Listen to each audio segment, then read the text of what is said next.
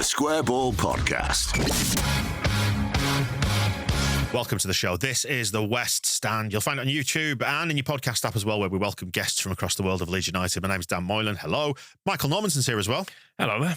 NordVPN, along for the ride. Those guys, we're feeling a little bit Nordy today. Is that right? Just trying to lift spirits after what's been a difficult weekend. Yeah, it's not been much fun, has it? I tell you what I do enjoy though. Private web browsing, is that it? That's correct. Yeah. Wow. Something to distract myself. Yeah, using a virtual private network. So your device can connect securely to a remote server. That could be in your own country, you know. Let's just say if you're on public Wi-Fi here, or if you want to go abroad virtually, yeah, you can do that as well. Connect to somewhere abroad, and you can access geo-blocked stuff like sport, TV, movies. It's not normally available in your region. What a world! On 10 devices. How many? 10. Up to 10 devices, yeah, compatible with your smart telly, streaming sticks, consoles, phones, laptops, all of them. And your internet service provider will often throttle the bandwidth of streaming traffic. So if you use NordVPN, it can prevent that as well. Turn it on with a single click, and you are then protected as well. Fastest VPN in the world, backed by a risk-free 30-day money-back guarantee. To get that exclusive discount off your NordVPN plan, go to nordvpn.com/TSB, and that link will give you additional months off on top of a discounted 2-year plan. nordvpn.com/TSB. You'll find a link in the episode description box as well. Time to welcome our guest then from the Yorkshire Evening Post and from Inside Ellen Road podcast. It's Graeme Smith. Hiya, you all right? Hello, how you doing? Oh, great. All good today. Thanks for asking. Jumped out of bed. Yep. Ready to see an announcement on the website, truthfully. It's not happened though, has it? No, it hasn't. And I wouldn't be expecting it either, to be honest. I would be very, very surprised, stunned, in fact, if they made a change at this point. It's just not the sense I'm getting. It's not what we're hearing. It really wasn't so long ago that they were giving Daniel Farke a lot of credit for adapting his style and for, a start that has still given them a point per game average. And I think I would be stunned if they made an about face after 2 defeats. Pretty shambolic, though, wasn't it, on Sunday? Wasn't not good.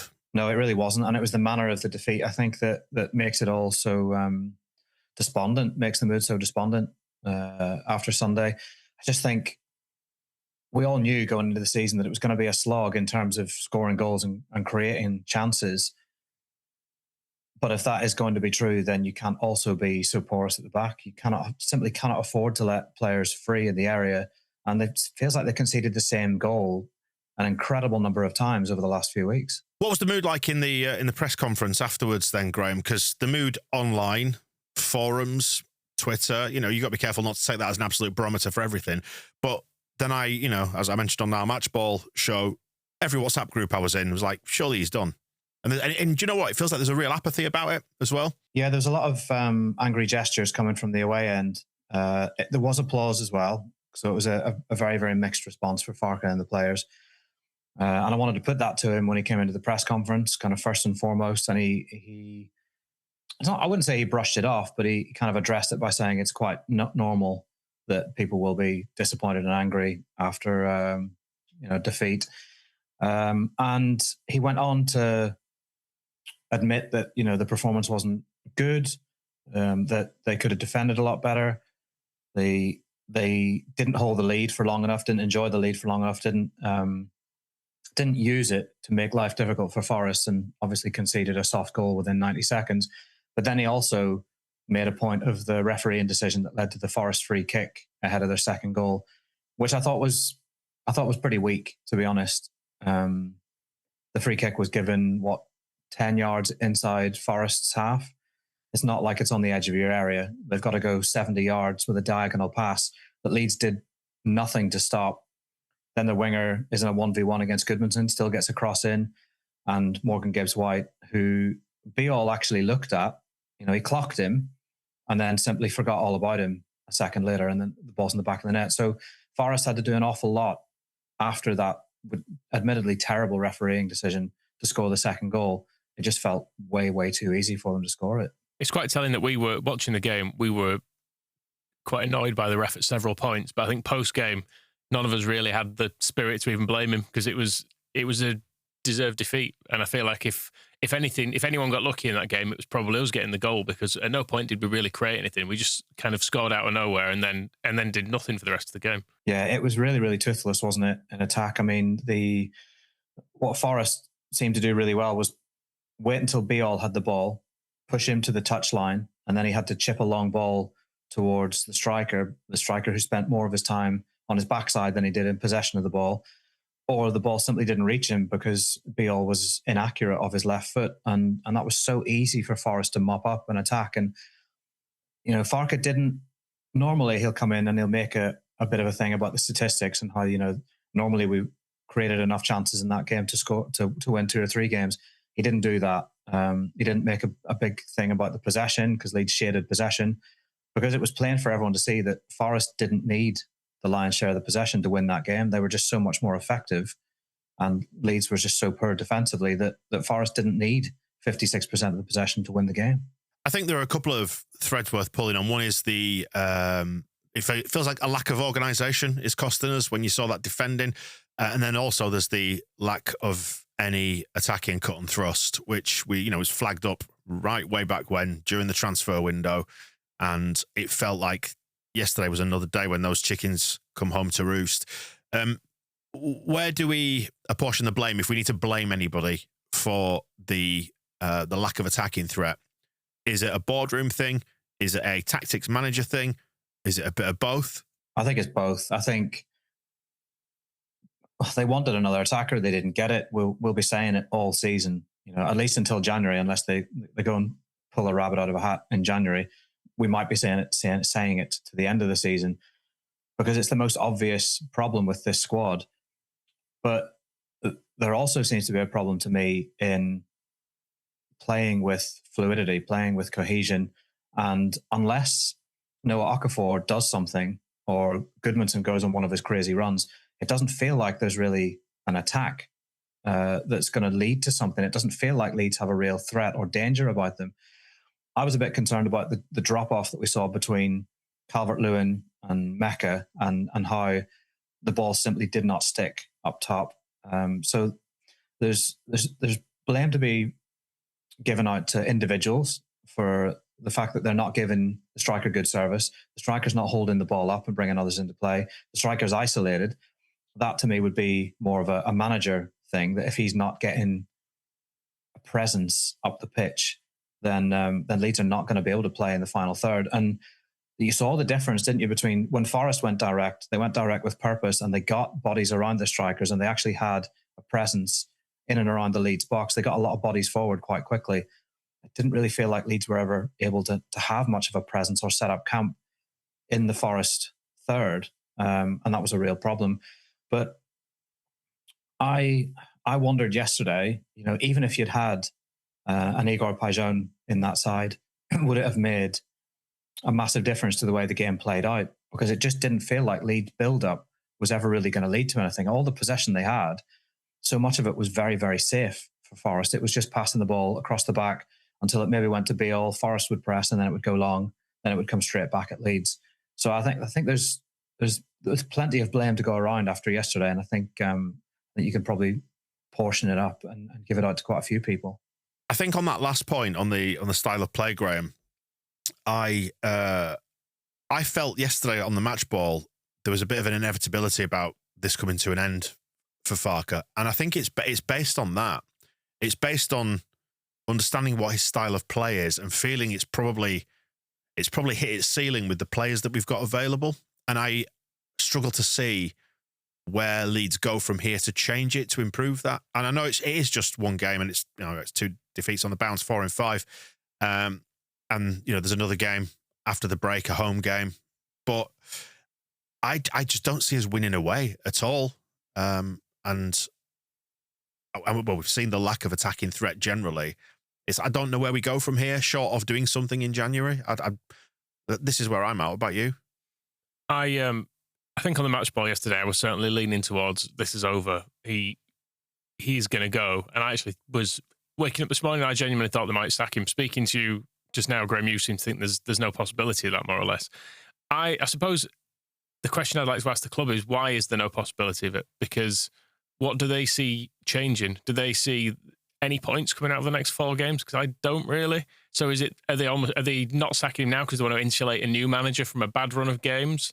Or are they wanting to get someone closer to January so you can hope to stimulate something there? I don't see what you can take from the last 4 games as being a sign that things are going in the right direction. We were probably very fortunate to play West Ham at their absolute low point. And I think were it not for that and obviously beating Wolves, we'd be in the bottom 3. Like we're heading very much that way, aren't we? Just before you answer that, Graeme, I was just to supplement what Michael said there.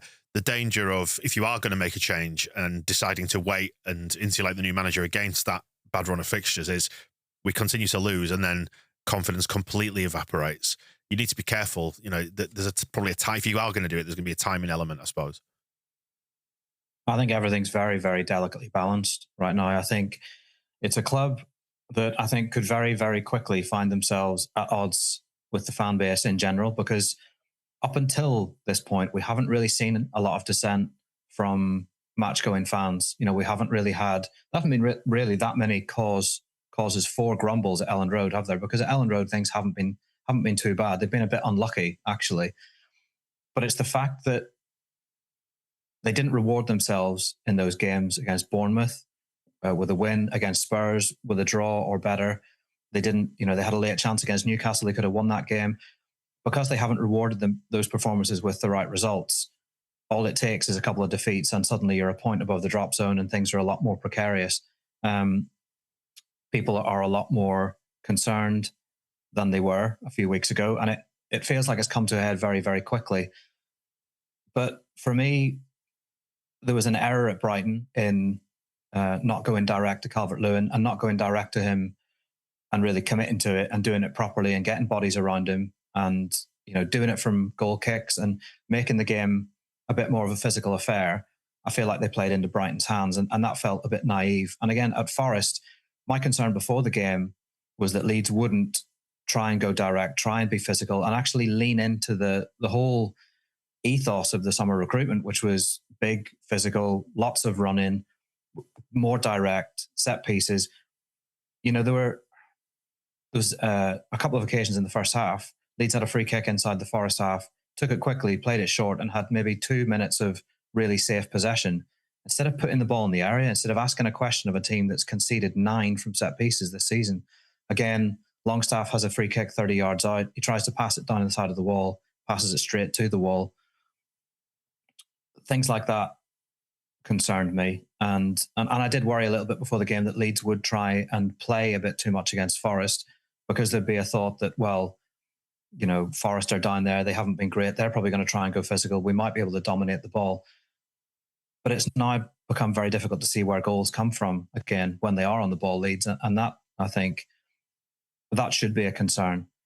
I think the route to points has got to be just being physical, being direct, and hoping and praying that you can get someone in and around Dominic Calvert-Lewin to make something of a second ball and to try and play more time in the opposition's third. I just don't know if Daniel Farke is going to go all the way with that. You know, I think we have seen him adapt. We have seen him go more direct. We have seen him change his style. I just don't know if he's going to commit to it fully, because I don't know if that's who he is. I don't know if that's his footballing principles. So I think the 49ers have got to be convinced, if they're going to stick with him, they've got to be convinced that the plan is going to work to get them enough points to stay up. And they've got to see where the goals are coming from. And they've got to see that he can shore things up defensively now, because now they're having problems at both ends of the pitch. It's what Michael's been saying, isn't it? That you are not entirely convinced with what the recruitment was aimed at and how it meshes with Daniel Farke's desire to play football. Did you see the graph, Graeme, this week that showed that it's basically the slowest team for build-up and the least direct team in the league? I think it might be in an Opta graph. I can't quite remember, but it certainly drew some eyes online. And because I agree with you, like we've seen how profitable it is at times to stick it in the box. Like we got the goal at Wolves by putting it on Dominic Calvert-Lewin's head. But yeah, I mean, so why is it then in your two's opinion that Leeds are not going to do that? Is that a coaching thing? Is that naivety from the players? Surely you've got to be telling the players, look, With the statistics show these lot struggle from defending free kicks. Stick it in the box, see what happens. I suppose my concern at the moment actually is at the other end, because as you said at the start, Graeme, we keep conceding the same goal. Like, it's someone walks in between the centre back and the midfielders and just heads it and has an uncontested header. It's happened several times now in the past few weeks. And when you've set about a summer transfer window to sign experienced and tall players, it's pretty much unforgivable that's how your goals are coming in. So I don't see, it's clearly an organisational problem. Either that or we've signed absolutely, truly terrible footballers, which seems unlikely, I would say. Like, there's a level of competence you can get out of just getting people to stand in the right places. Like, there are many kind of jobbing centre-backs who can just head stuff clear. And the fact that Biol, like I say, he takes a look at him, Ampadu's looking at him, making the run, Biol's watching him make the run from the other direction, and they both just leave him, as we have done. Who was it scored the goal at Burnley? It was the same thing. It was just two players stood watching as someone walks in between them. Bournemouth, they scored a free. Well, it was a volley, wasn't it? But it was a man completely free at the back stick. West Ham, a player drifts into the area completely free and flicks home a header. Makes that finish far more nervy than it should be. There's definitely a problem between the midfield and the centre backs in who should be picking up these players and whose responsibility it is to track these runners. Actually, if you look back, Wolves scored a goal, didn't they? Where a runner went through, Longstaff reacted a bit late and couldn't get there. It has been a theme this season, and it's something they need to sort out very, very quickly, because you cannot have that in the Premier League and hope to stay up. And yes, they might still be on a point per game average, but you wonder how quickly that will change over the course of the next few games, given the identity of the opposition. Do you really think the points per game average thing is keeping him in a job? Because if they are looking at it in such a simple way, it concerns me enormously, because you surely need to look at where you should be from the games you've had, as opposed to just going, well, we're keeping it above this, because then do we get through this next group of four and the goal is doing a terrible job now, even though you would have looked at these fixtures at the start and gone, well, we're not going to get anything from these games. I know it feels like if they're looking at it in such a simple way, it's completely the wrong way to go about it. I don't think that is going to be everything that they're pinning Daniel Farke's job on. I think what I look at is, all right, different circumstances, different personalities involved, but look at what happened at Ibrox and the length of rope that Russell Martin was given and the length of time it took them to act there.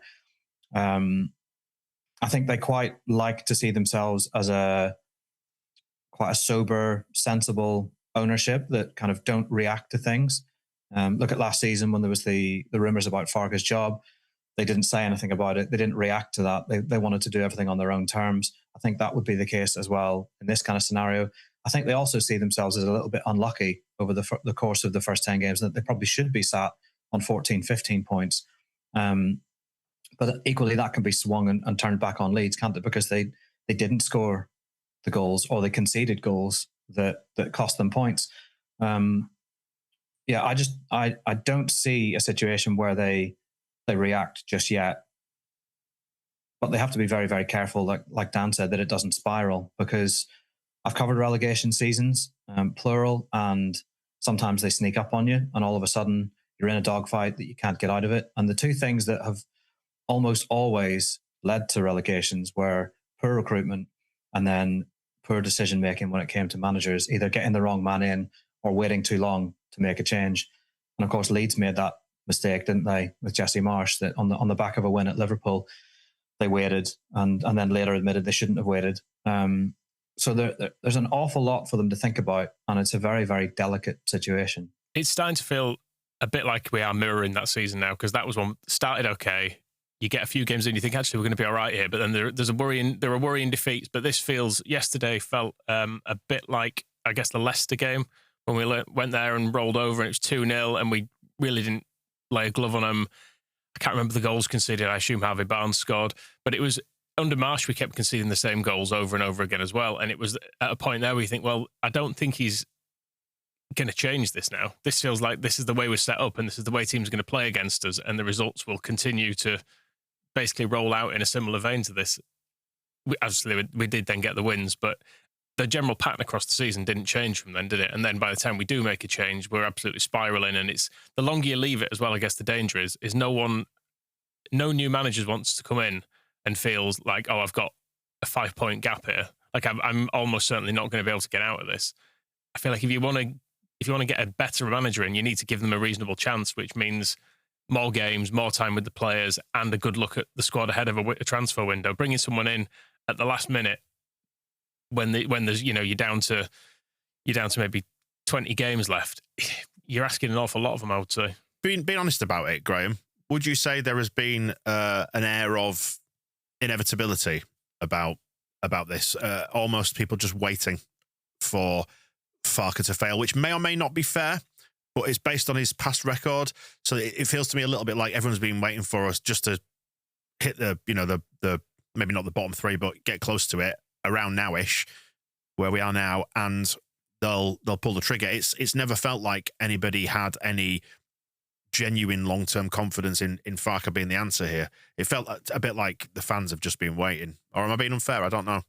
No, I think from all the fans that I speak to, I think you've painted it pretty accurately there. I think people were quite pleasantly surprised, but it was a surprise that they seemed so competitive in some of those games over the first 10.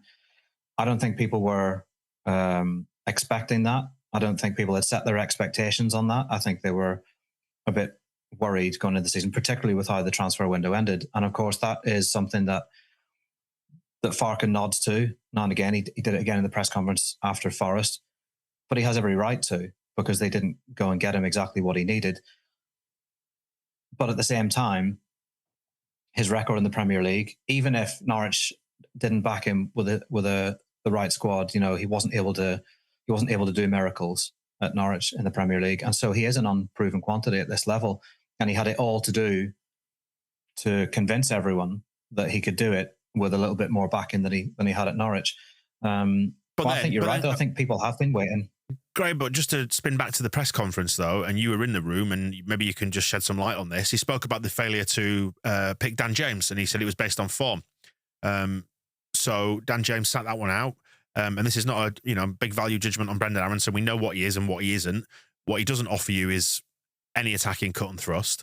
So with so little in the way of attacking outlets, do you not maybe throw a little caution to the wind and have? I mean, Dan James has he's had the injuries, as Farke touched on. He's been out and he's not had a run this year, but his pace can hurt teams. We know that, running in behind. So is it not worth at least trying to get the opposition on the back foot? I mean, because you don't get it from Aronson. I mean, he does a lot of work, but where's the cut and thrust? Where are the goals going to come from? He talks about not being given what he needed, but then he's got a winger there that he's chosen not to use. Yeah, I think that's absolutely fair.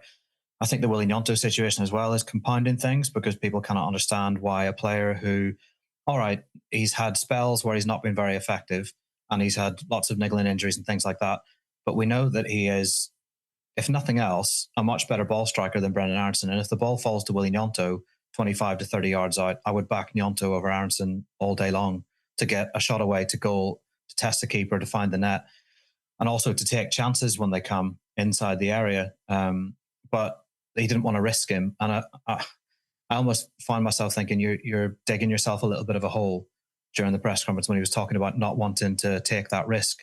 And you think, well, you have to risk something at some point. One of the Forest journalists said to me he was surprised by what he felt was a lack of ambition from Leeds to go and win the game. Now, Farke will talk about, well, we threw on attackers and we brought on a winger for a fullback because he wanted crosses for Calvert-Lewin, and he felt that Harrison would offer that where Goodmanson maybe wouldn't. But then I thought Goodmanson has been responsible for two of very, very few good attacking moments in the game with his forward runs. So I wasn't sure that was the right call.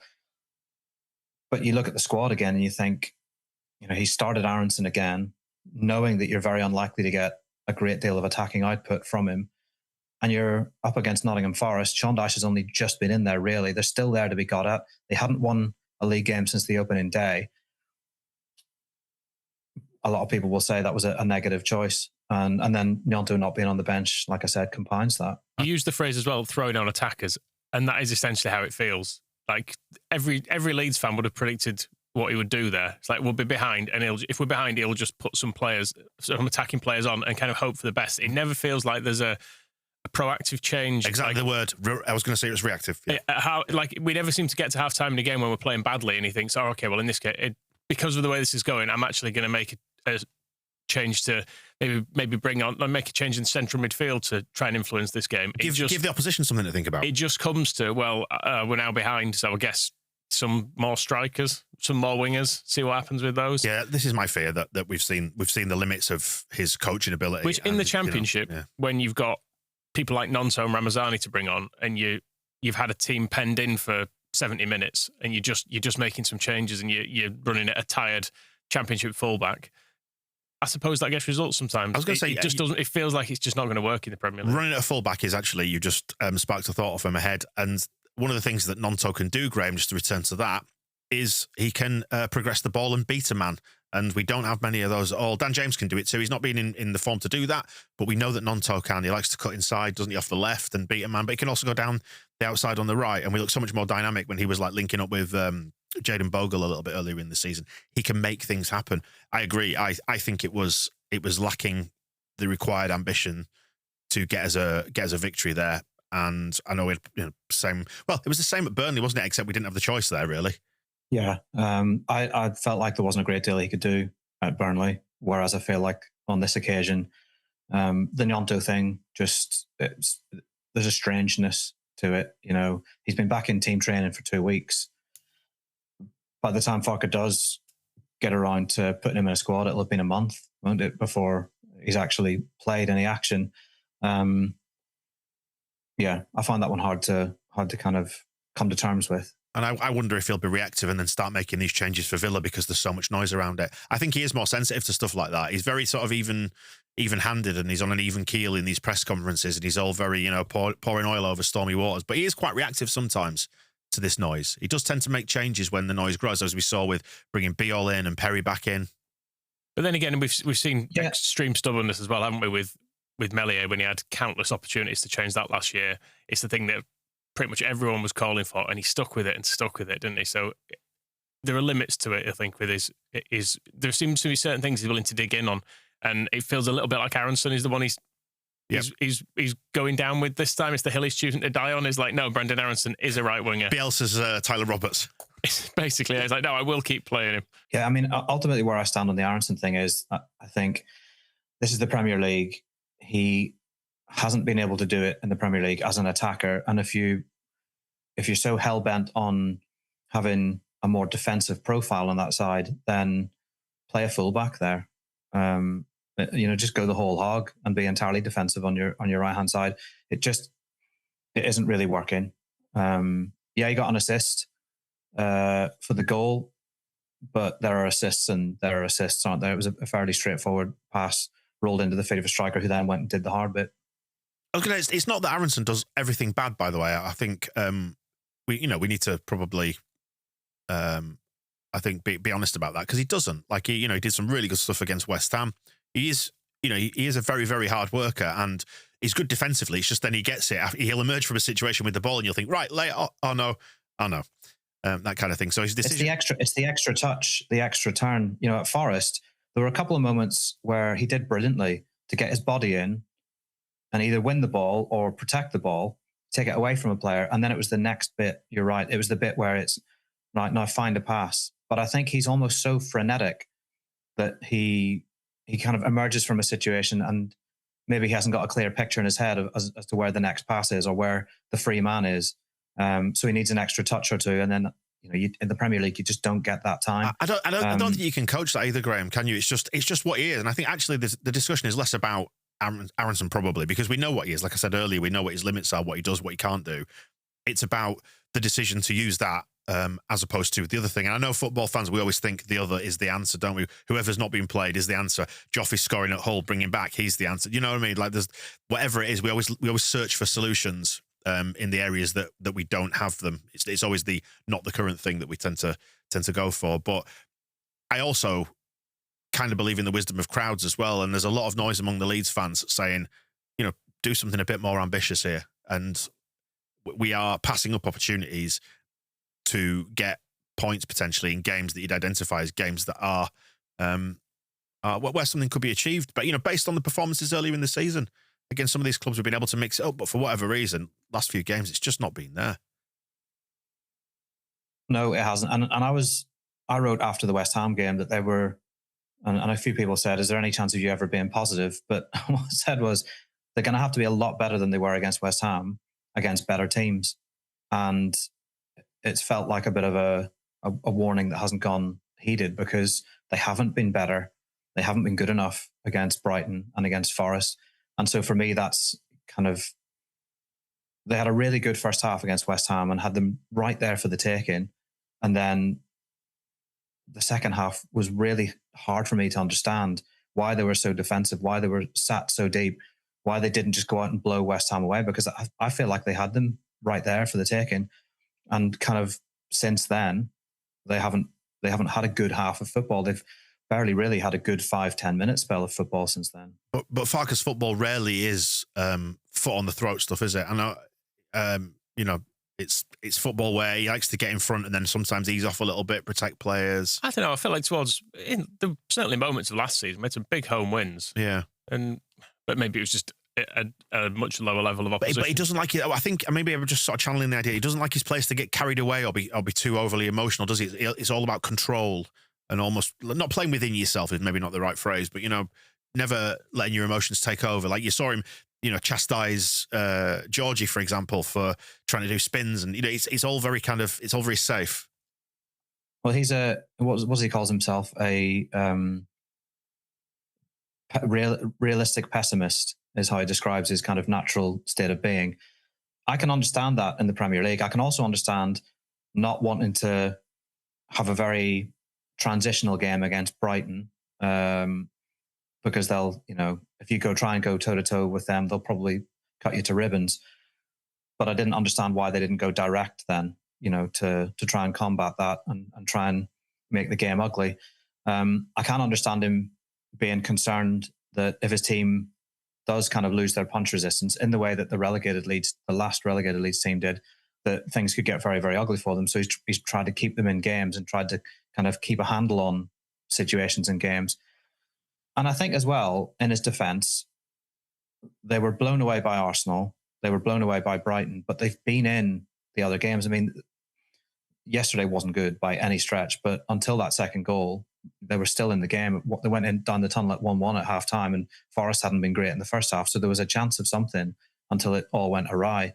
So he has kept them in games, and they've been competitive in a lot of games. It's just the last two games, I think, have been particularly damaging for him.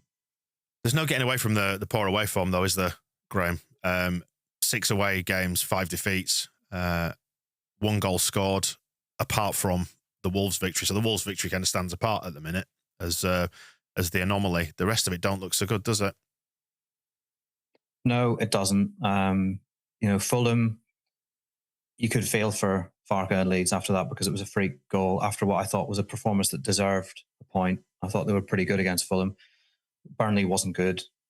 Brighton obviously wasn't good, and Forest wasn't good. And I don't think you can pin all your hopes on Elland Road. I think Leeds, obviously, they have a much greater chance of victory at Elland Road because the stadium, you're at home, it does something to players, but it would be dangerous to just ignore the chance of taking points on the road and throwing them away, as they have been doing in games. The Burnley game, I'd almost forgotten that one until you mentioned it. It really was poor as well. I mean, looking down the remaining away games, Man City, Brentford, Sunderland, Liverpool, Newcastle, Everton, Chelsea, Villa, Palace, Man United, Bournemouth, Spurs, and then West Ham. I mean, I don't look at any of those and think, we could. I mean, and I'm sort of very mindful of what our position is as a newly promoted team, but even still, I would have looked at those more favourably, let's say, a month ago than I do now. Because a lot of our winnable away games have been and gone, haven't they? Yes. Is the truth of it. Yeah. And we've beaten Wolves, who are potentially in the realm of sort of Southampton last year, aren't they, at the moment? They're looking at a kind of an all-time worst ever season for them. So a win there. Not that you discount it, because you can only beat what's in front of you and all that, but it's starting to look like it doesn't mean a great deal, really. Yeah, and stranger things have happened. As we saw, we won at Man City before, but I'm not going to pretend for 1 second that I expect us to repeat that. I mean, you never know. Football can throw up miraculous outcomes, but yeah, that looks worrying to me. And yeah, I do look at it and think, well, we're going to have to be exceptional at home now in order to survive with things as they currently are.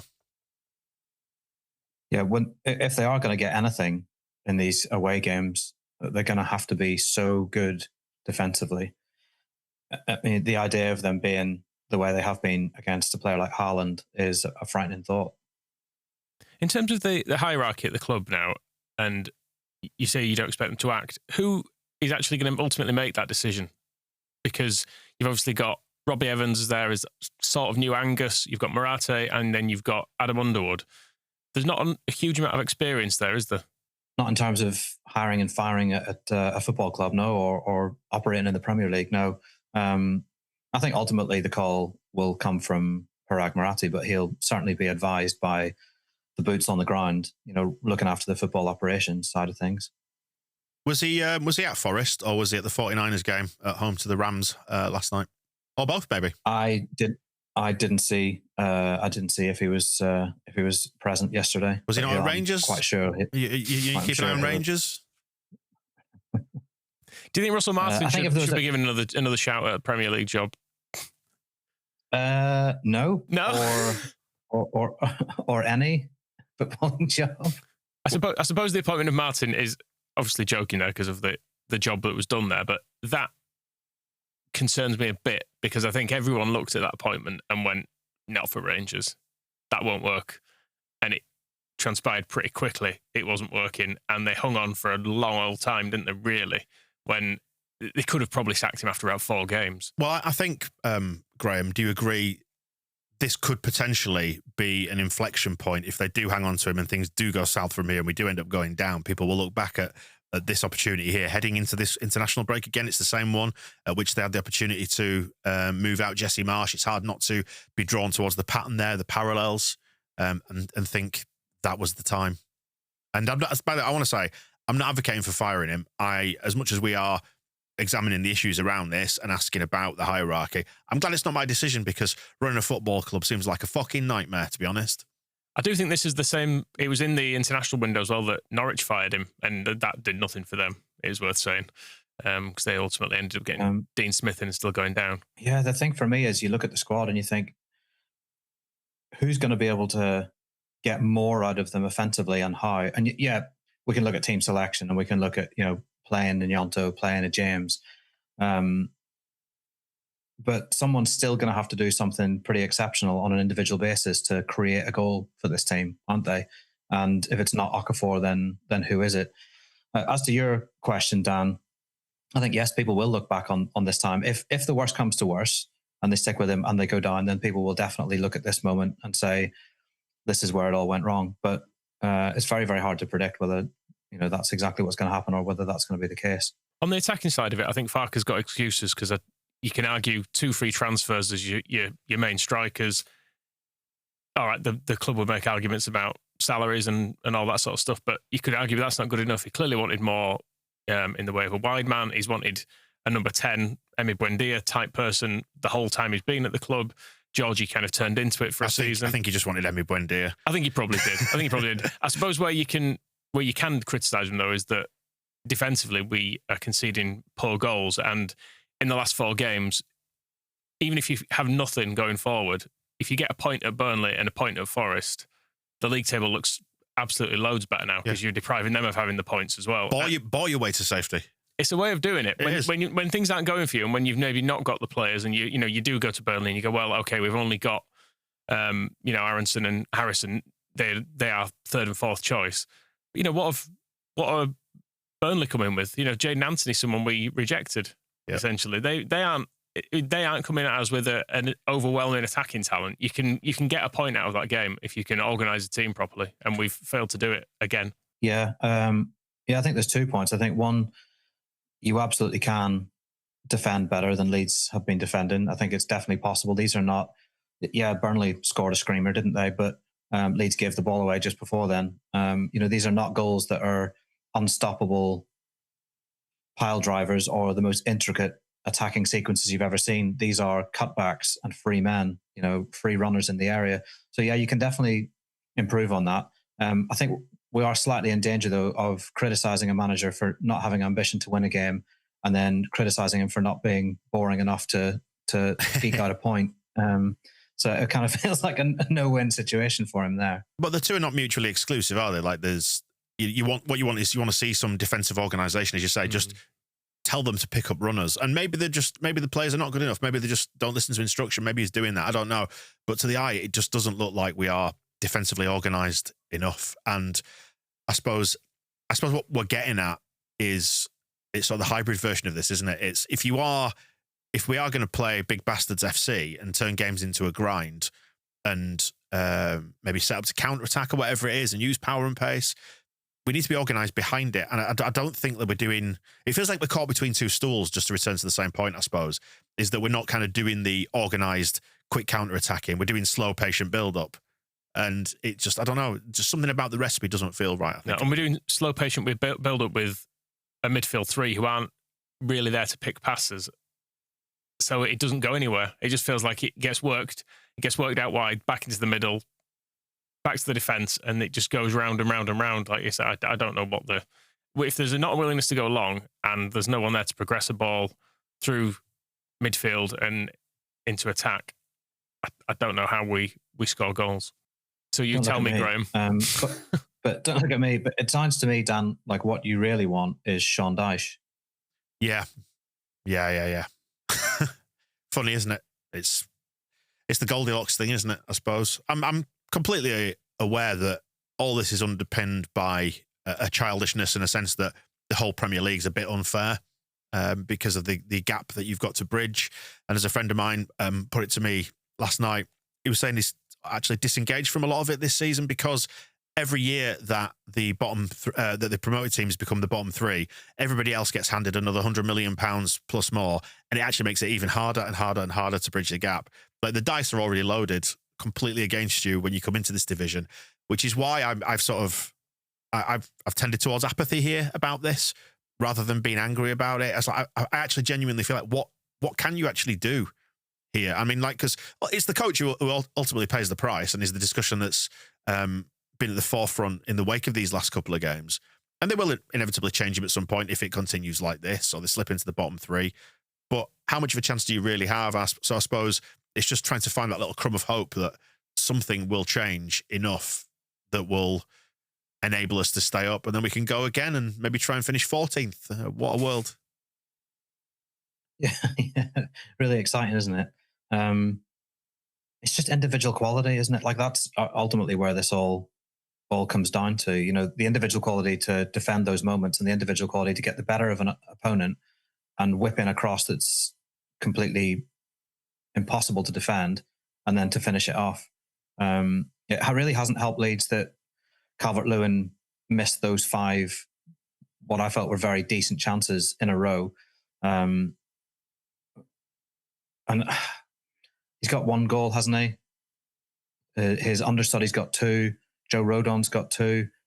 Okafor's got 2. Is that right? So no one is kind of being that player to say that they're going to kind of pick the team up and put them on their back in games where they need a winner. And it's difficult. It's just so difficult. But the point you have to come back to is that we knew all along it was going to be this difficult, and everyone has to accept that. And that's Leeds United's reality this season, is that it's probably not going to be all that fun. And it might, the best you might be able to hope for is potentially 17th place and just about staying up. That would be enough. I was going to say my preseason prediction was rooted in optimism, and I said 16th. I said 17th, and that was kind of me willing to be a really optimistic, positive person at the time, because just it is nightmarish to stay in the Premier League. And as easy as it would be to compare with Sunderland, I'm not so sure you can, because of what they were able to do in the summer.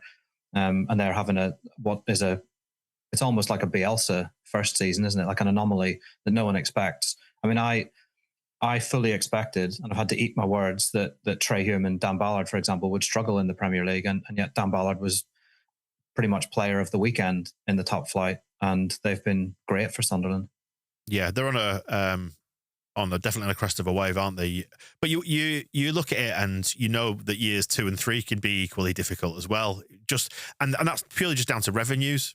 And that's, I suppose, why it sort of gnaws at my soul a little bit, and I feel apathetic towards it, because it's hard not to look at them and go, do you know what? Fair enough. Like, I know they came up in the same pack of teams as us, and they were way behind us, and there was a little bit of back and forth about them being 24 points behind, but they've kicked on. They've sold really, really well. They've recruited really, really well. Absolutely take my hat off to them.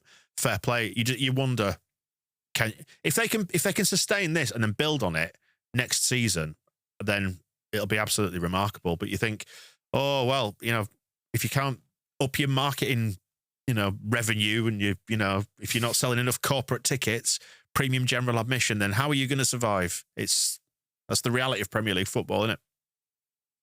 And how grim is that? That you've got fans willing their club to sell more expensive tickets so that they can stay in the Premier League. It all needs to collapse, Michael, doesn't it? That's the hope. Yeah, that's all any of us are hoping for, is a complete collapse of an enormous industry. But until that happens, we will soldier on like the brave boys that we are. Hey, talking absolute nonsense about Leeds United, and at least we get a week off now. And I know that that people say, I don't want to go into the break with the defeat, but we can't affect that. That's happened. So at least it's a weekend off from Leeds, and hopefully we can forget about it and come back for the Villa game, regardless of who's in charge and what team gets picked, with a certain amount of optimism. And Ellen Road hopefully will step up and create a good atmosphere for that one. And it'd be nice, because a win's massive in the Premier League, isn't it? Because they're so hard to come by. I've said loads of times. 3 so far, a 4th potentially puts a different complexion on it. The other teams down the bottom have got difficult fixtures. So here I am again, bargaining with myself, telling myself maybe there is a bit of hope. Maybe it's going to be all right.